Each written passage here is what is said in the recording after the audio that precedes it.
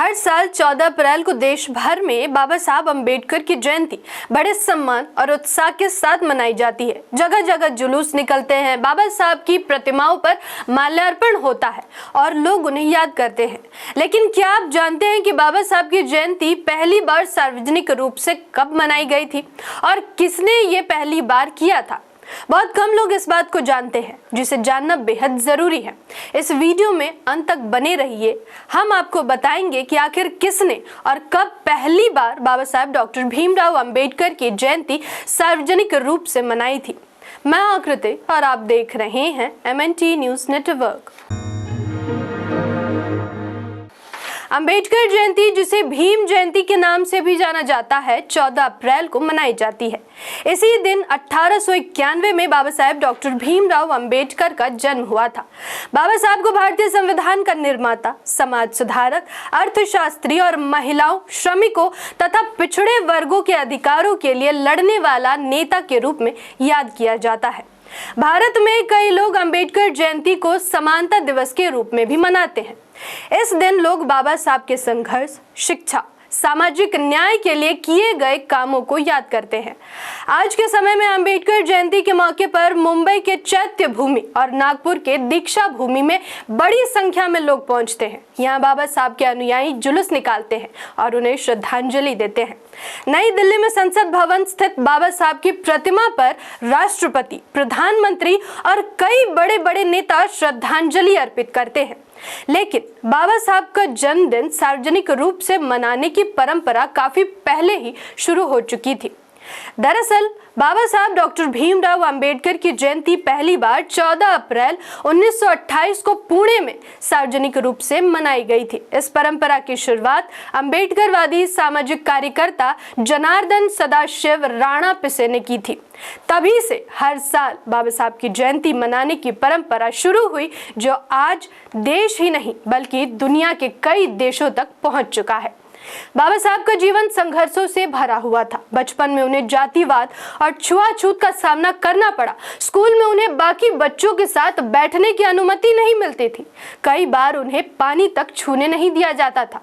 समाज में उन्हें केवल उनकी जाति की वजह से अपमान झेलना पड़ता था। लेकिन इन मुश्किलों के बावजूद बाबा साहब ने हार नहीं मानी। उन्होंने शिक्षा को अपना सबसे बड़ा हथियार बनाया।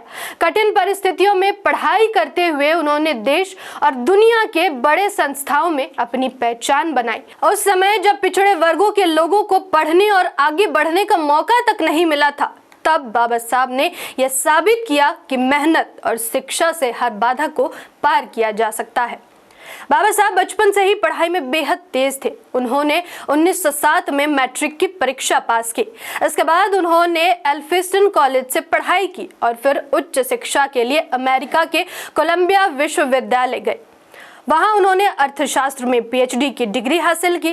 फिर उन्होंने लंदन स्कूल ऑफ इकोनॉमिक्स से आगे की पढ़ाई पूरी भी की। कहा जाता है कि बाबा साहब 64 विषयों के जानकार थे और 11 भाषाओं में निपुण भी। बाबा साहब ने केवल खुद पढ़ाई नहीं की, बल्कि उन्होंने समाज के उन लोगों के लिए भी आवाज उठाई जिन्हें बराबरी का अधिकार तक नहीं था।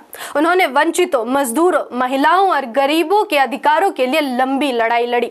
उन्होंने छुआछूत, जातिवाद और भेदभाव के खिलाफ खुलकर आवाज उठाई। भारतीय संविधान बनाने में बाबा साहब की सबसे बड़ी भूमिका रही। उन्होंने संविधान में सभी नागरिकों को बराबरी का अधिकार दिलाया।